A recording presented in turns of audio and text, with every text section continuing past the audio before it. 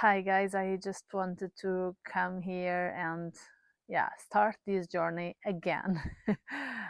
When I think about the first video, I had so many good intentions about posting every week, about talking the different, I don't know. I had so many ideas, and actually, what happened and why I'm here as well, it was during our summer holidays. I kind of had an idea what I wanted to talk about. I want to talk about something that, you have to be honest, you have to bring something that it comes from the heart. And I wanted to talk about something that really comes to the heart.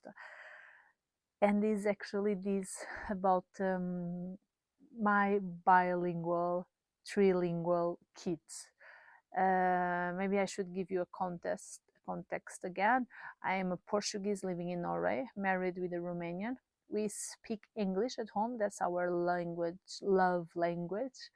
And I talk 100% Portuguese when I talk to my kids. I try to be very consistent on that. So I try to be as much consistent as I can and talk 100% of the time in Portuguese with them. But why I'm here and I want to be honest is that when I talk with people in general, like I feel like this kind of proud mother saying that, yeah, but you're so great, your family are like exposing the kids to 4 languages. Wow, that's amazing. You just have to be open. It's the reality is that my daughter speaks Norwegian. Okay, she understands maybe 99% of what I say, but every time she answers in Norwegian. That's her strong language. It's totally understandable. Like she is living in Norway and going to the kindergarten in Norway, going to the school this year. So yeah, but I would love that she could take some of my culture, and I think culture and language are together. So I start to feel sorry that every time we go home, she can't communicate with my parents because without me being present and to translate. She doesn't need me to translate what they are saying, but she needs me to translate what she wants to say to them, so we are in this phase, and what I felt is like I maybe not, like if people ask me, of course I say no, she's answering me in Norwegian. People can see it, of course they can hear it. But in general I feel like I haven't been so open with that. The reason I wanted to also film this is because I want to record a process of something that we are gonna start now. Actually, I had that first conversation with her about I want really to try to teach her and her brother Portuguese and have them to be able to speak it Portuguese to me and to the family. And of course, it will be a bonus for the future if she will be able to communicate as well in one extra language, I will say. So what I wanted to record is the fact that I just got a book who has like a very good linguistic theory about this passive bilingual. That is exactly the situation, when people can understand but they can't communicate. They can't talk, but that gives hope about how parents can do that. And the first thing that you have to do is actually, give the opportunity to your kids to hear the answers. Because when you are the only parent speaking that language, they never hear back. Okay, so they don't ever hear an answer. Um, and what I'm trying to do with this process is basically trying to give her the answer and ask her to request. So, like, recast again. So, tell me exactly what I said in Portuguese. So far, so bad. She did not like it. Like when I told her about this, she was a little bit like, but why? And of course, I said, I want you to speak Portuguese. I think it's very positive for you, for the future, for talking with your grandparents. But I also want that for your brother, because he's 3 years younger. He's learning how to speak now. And when I repeat your answers, is learning how to answer, and somehow she understood. But I can't say that she's very happy with the idea of me repeating every time she says something to me in Norwegian. Yeah.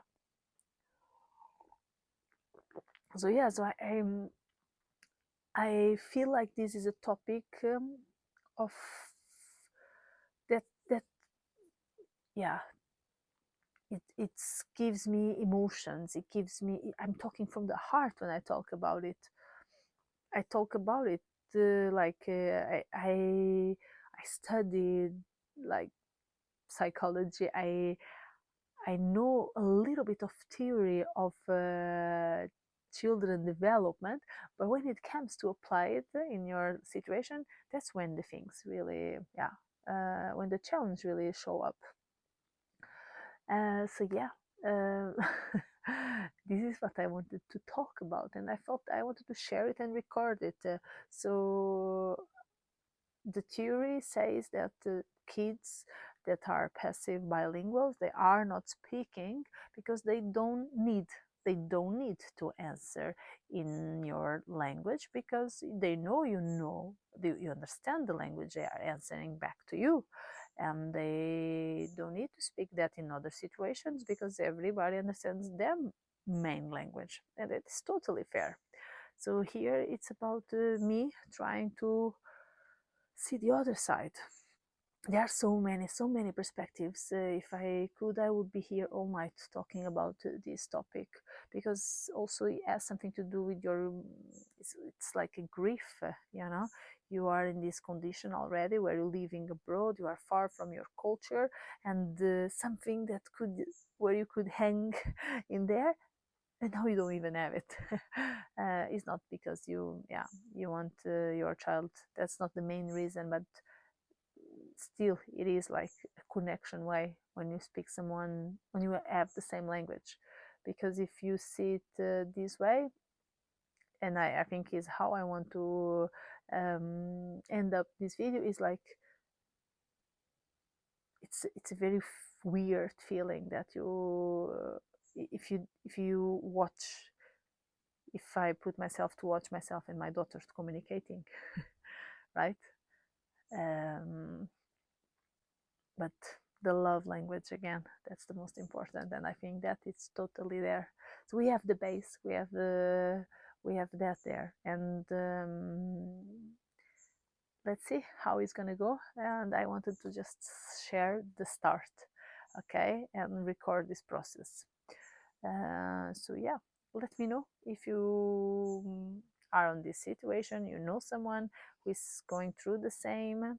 I have actually just talked with people that, or the kid really is very good and talks the same language as the parent, or then parents who are also from abroad, but that they totally gave up. So the kids are answering in Norwegian, and they just like answer also back in Norwegian, and they are like, okay, yeah, maybe later they will learn the language, but I don't want to give up. So I'm going to be here sharing with you my process. Yeah, that is that. I hope you can hear me yeah, I hope you can hear me well, because it's raining. I say hello summer, but it's actually raining, and I can see the autumn is coming when I start to see some yellow leaves around, but not totally yet. So yeah, talk to you later.